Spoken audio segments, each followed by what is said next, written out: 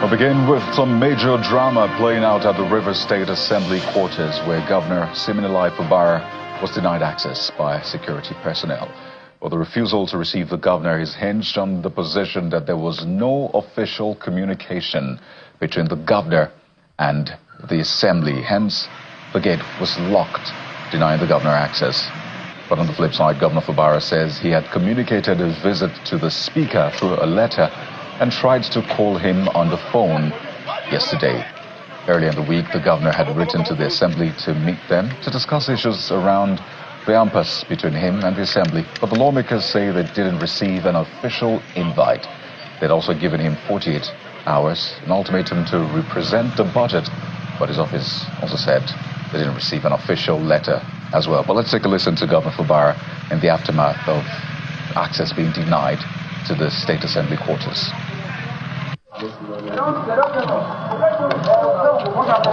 Members of to comply with the Supreme Court judgment. Before my arrival, I've already made several attempts by phone call to reach the Speaker and other members. I also did a letter personally which was transmitted to the Honorable Speaker for this particular invitation. But it's unfortunate that at the gate, you can see that the place is completely sealed and there's no sign that anything is going to happen today. The reason why we're doing this, I've always said it, is the interests of our people, which is the most important thing. Well, I don't think there's anything to worry about. Maybe they are working on their letter. I expect to hear from them maybe after this. Thank you. And there you have Governor Fubara speaking in the aftermath of his access being denied from the State Assembly quarters. But we'll be joined by our correspondent Charles Operum, who is live at that Assembly quarters venue of the whole drama playing out. And Charles, of course, has been following this story from the inception. Well, Charles, let me bring you in now. You saw all of that drama playing out, and the governor, of course, speaking, the assembly also speaking, saying that there was no official letter to the effect that the governor was going to visit, even though the governor said he had called and written. But speak to us about some of the other angles that people may have missed from what played out at the assembly quarters today.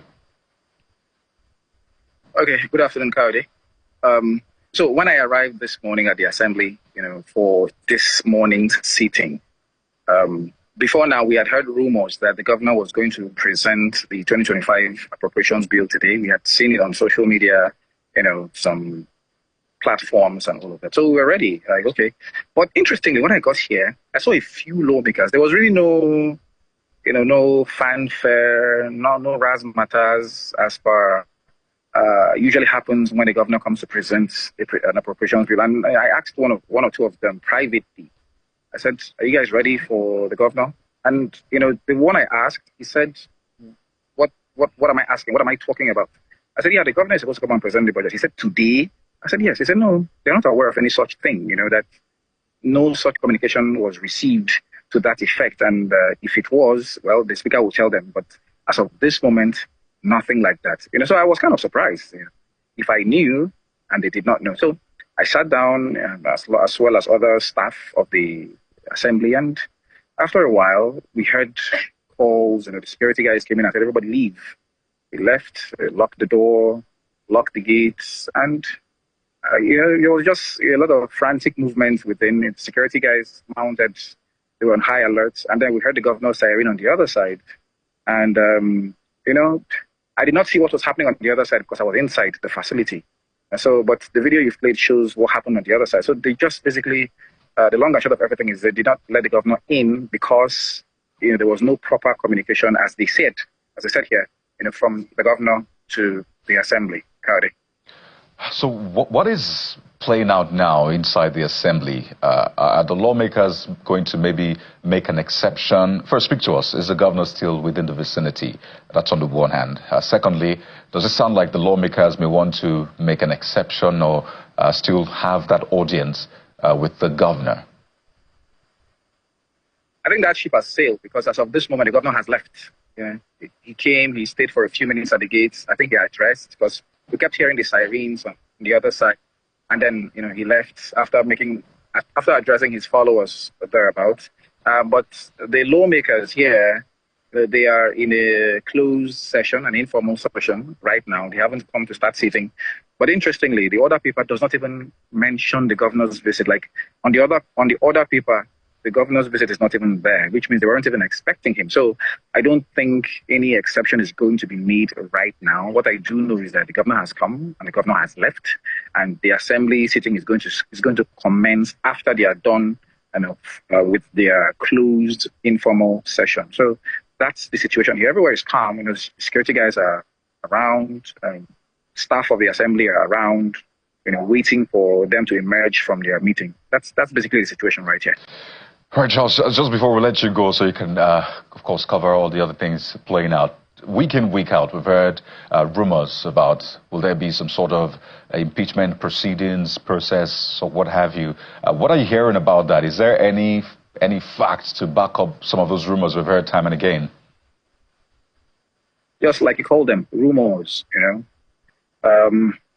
Since the Supreme Court gave that judgment, I've been covering the activities of the Assembly. They've never mentioned anything about impeachment. I think it was just one interview I had with myself and my colleague here had with one of the lawmakers, I think Honorable Tekena, where he mentioned something about if the governor does not obey the Supreme Court, then impeachment is actually going to be served.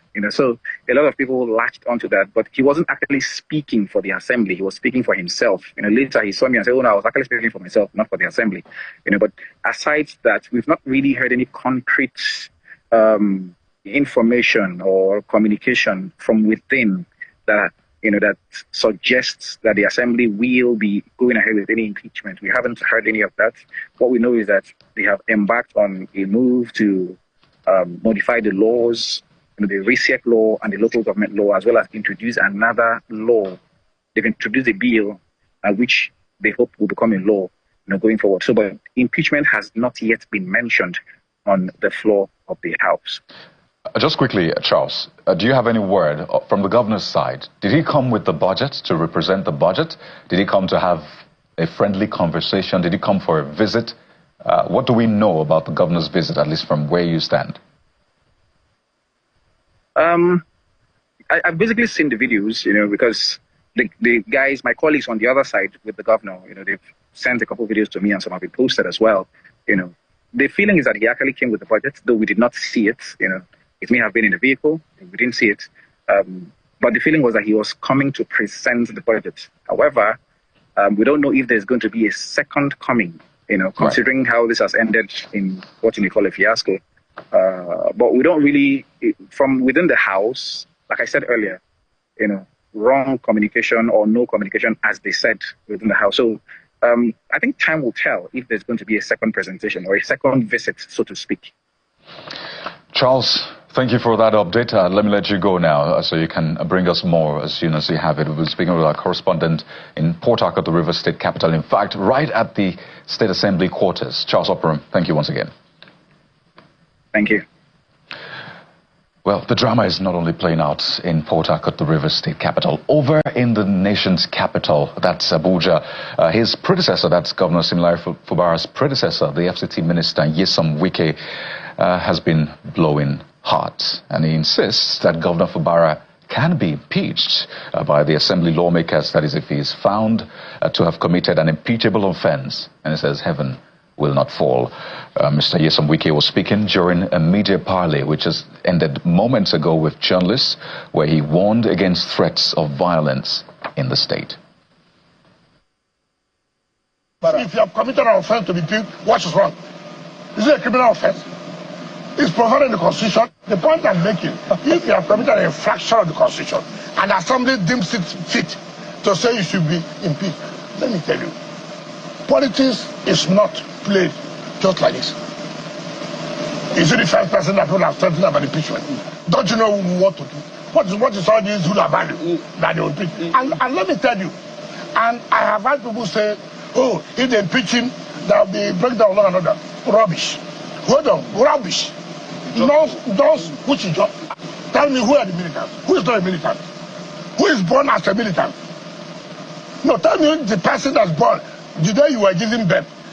They say you're a militant. Who is not a militant? Who cannot blow at the pipeline? Why do you arrogate this power to a certain group of people? It's just people are the only people who can blow pipeline. What nonsense is that? Who told you people cannot blow pipeline? Who told you people cannot blow pipeline? Who told you people cannot blow pipeline? Why do we arrogate powers to people? There's nothing like that. Two. Who is the one doing the contract of the pipeline? Who is the one doing the pipeline contract? The sovereign. It's not a Johnson. It's not a Tompolo. It's not Antita. They gave you that to do surveillance. You are the one collecting money, German. And they say Ijaw people are going to break pipeline. And somebody will hear that. How dare you threaten a country? How dare you? So you're discussing the threats. Which threat? It does not exist. It does not exist. These are political things planted by some people in government. Look, all of us know ourselves.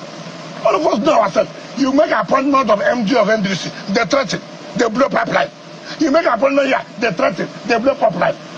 What kind of country are we in? As a sitting president, you threaten me that if you follow what the court said, I will blow up everywhere. Enough is enough. You don't tell me anybody that. I was a governor. I see security reports. I said, this security report, this one is fake. I said, it's fake. I said, the SSS, this one is fake. Take it out. I know where this one is coming from. That's one security report you see. You laugh. Planted by people in government who are in support of what the young boy is doing. Well, let's get more insight on this matter. We're joined by legislative governance expert, policy analyst, Mr. Chibuzo Okereke, joins us virtually on the program. Well, Mr. Okereke, I'd like you to just get right into it. Speak to us about what we're seeing play out in Rivers State. We'll get to the talk around impeachment or not, but the governor was at the assembly earlier on. It is said that it was impromptu. There was no communication to the assembly about that visit. In fact, the FCT minister also spoke to that particular visit during the media parley. But speak to us about the standard procedure from the legislative point of view now in terms of visit of a governor or an executive member and how things are meant to go. Thank you very much, Kate. Well, what is happening in Rivers State is quite unfortunate. And indeed, by standard legislative procedure, this does not comply with standard administrative or even legislative procedure.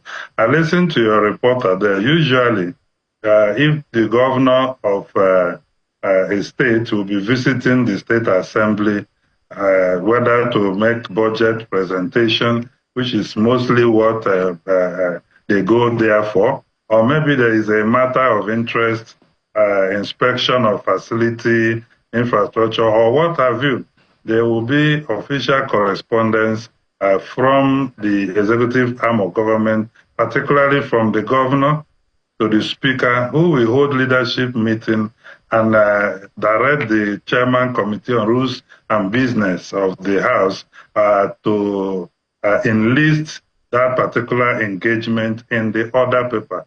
And your reporter said there was no such a thing as a visit of a governor in order paper. And we can understand that both parties have been having issues, and people can argue that indeed desperate situation maybe require desperate measures to address. But again, you have to be careful how you choose to address such desperate situation, because if you look at Legislative House Powers and Privileges Act, actually certain actions of the executive, either by their agent or themselves, could be construed to mean obstruction of legislative proceedings, which will amount to a breach of the privileges of the assembly as a collective.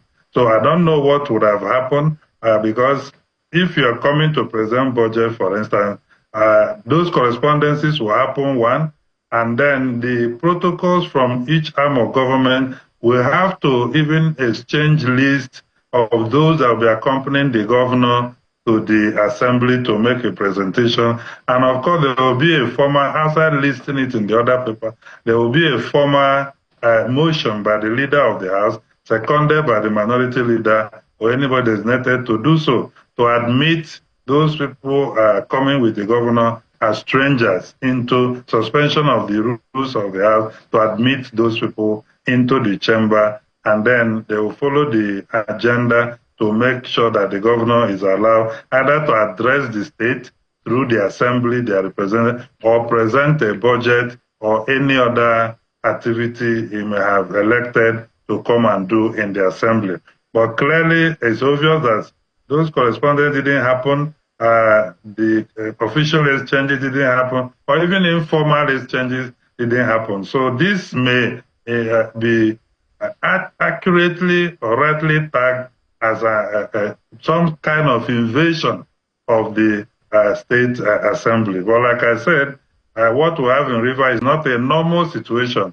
Maybe the governor is trying to make effort to see how he can engage the legislature, but I think there are better strategy to be deployed in dealing with the current issue they are facing. Yeah. Well, you said that it's not a normal situation, and I bet that this is not what the Rivers State people signed up for. But I want you to address two issues here. First, is there a way that the Assembly could have said, fine, we have our rules, but for the mere fact that the governor is here, mere fact that we gave him an ultimatum to present the budget, so let's just do this, let's do this, let's have him in. I know you've talked about the procedure, but it's not a normal situation, as you've said. So could that have been a possibility today? Well, in this respect, since the ultimatum issued by the Assembly elapsed, apart from the communication we saw from the Secretary to the State government inviting the Assembly members to a meeting in Government House at a time that was not even discussed, I agree with them, with some agenda that were put forward and never discussed. We must understand that irrespective of the political crisis there and how we may pander to the sentiment of either the governor or the assembly member, there are certain rules of procedure that could be followed. And where we don't want to follow those rules of procedure, we could have a situation where the office of the speaker, if things were in a normal situation and the governor come, they could have gone out to receive the governor, take him to the office, but not the chamber, because the chamber of the legislature, there are procedures to have formal engagement within the chamber. But because of the crisis, obviously, we wouldn't have a situation where people are excited that their governor is around, receive him in speaker's office. And people like us, who are in legislative governance, have always advocated, whether at the presidency or state level, that the big daddy approach of our executive arm, whereby they only visit the assembly once a year to present budget, shouldn't be the case. If I were in the strategy room of some of these, the executive, we will have the entire assembly members' profile in a dashboard, look at the people that are with us, who are those that are, who can we reach through who. This is politics. You have to deploy serious strategy. Some people in the assembly there, it could be their classmate, their wife, or somebody that can talk to them privately. Private meetings can be held. Before you know it, people will begin to self-pedal on certain positions. Unfortunately, in Nigeria, is not what we have. We have seen Donald Trump, Biden in the White House several times to engage certain caucuses and groups just to make sure governance is being organized. When Nigeria, every arm of government seems to be abandoned to themselves. Right. Only budget presentation is what they come for. Yeah. I see what you're talking about, lobbying and the art of it. But again, this is Nigerian politics, and this is a very peculiar situation. The second point I want you to speak to, Mr. Okirike, is this challenge of correspondence. So the Assembly gave the governor ultimatum to present the budget. Well, the governor's office said we didn't get any official notification to that effect. I understand that it was published, but still they said we didn't get any official correspondence. The assembly said, well, it was rejected, but they said we didn't get it. Fast forward to recently, the governor also sent an invitation to the lawmakers, and they said we didn't get any correspondence yet again. That's the second time, or at least the second time. The third time is what we saw play out today. The governor had said that, well, I sent a letter, I tried to call the speaker, but no show. And the assembly yet again said, we did not get any correspondence. So I don't know, is this a challenge with the person doing the delivering? Is this don't they have the address, or this is just a fallout of the bad blood which has been building up? Yeah, bad blood politics is there, and wrong strategy as well. You see, if I were the governor, the moment the Supreme Court judgment was delivered, why he took action on the state, on the local government issue, he would have immediately written to the state assembly and requesting that he would like to present the budget at a certain period of time, pointing out to the fact that he will need to revise the budget, redo the economic assumptions and planning, to the fact that federal allocation is no longer coming, and a lot of issues. If he had done that, he would have been the one on the side of the law now, because the assembly, under their own rules, governors and their deputy are one of those people with statutory rights not to be denied access whenever they want to address policy issue in the state assembly, or indeed in the national assembly. That didn't happen. He waited for the state assembly to issue ultimatum of 2 weeks. And also, with respect to them, 2 days rather. 2 days was too short, but because of political crisis, I'm sure they just did that.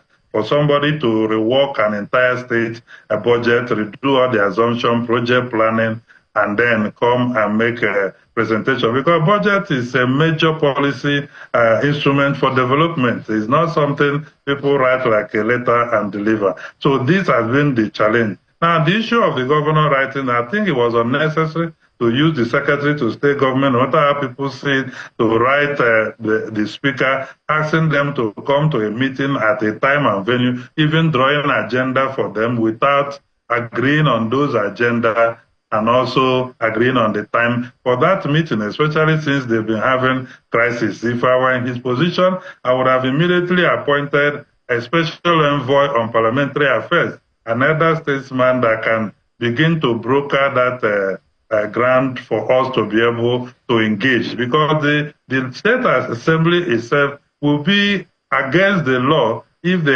do anything to stop the governor from implementing the Supreme Court judgment, which is coming to represent budget in a properly constituted assembly. But those strategies and proper initiatives were not taken at the beginning, and we are here now. And I think that it can still be dealt with if a strategy is employed. Yeah. All right.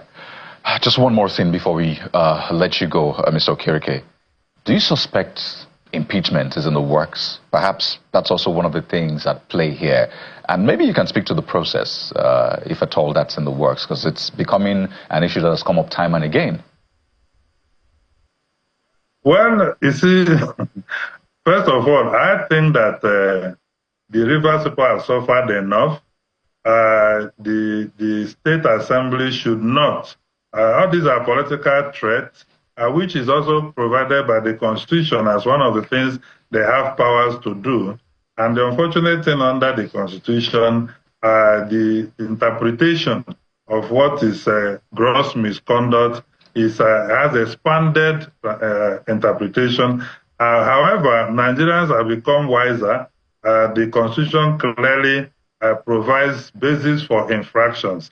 And as you know, even though the governor found himself in a very precarious situation, some people have interpreted spending administering the 2024 budget as being a huge infraction against the Constitution. However, when impeachment motion is raised and a resolution is taken by the House, it will be communicated to the Chief Judge of the state, who will have within a period to set up a panel of a 7-man panel to look into the alleged infraction of the Constitution by the governor. If that panel, the interesting thing is that if the panel concurs with the resolution of the Assembly, then they will go ahead to vote for impeachment. Even they will also notify the governor, who will give a response, then the panel is concerned. But the interesting thing is that if that panel says we found nothing within this allegation, the Assembly will go no further to conduct any impeachment proceedings. So you see people fighting to make sure that the judiciary is on their side in this respect and what else. But let us do the path of peace for development of Rivers. And that's a very important point. That's a very important point to reiterate. If anything, I think people are now more aware with legislative proceedings as a result of this, so at least some positive. But we have to thank you so much, Mr. Chibuzo Okereke, for your thoughts on this. Legislative governance expert and policy analyst. Thank you for your time. Thank you.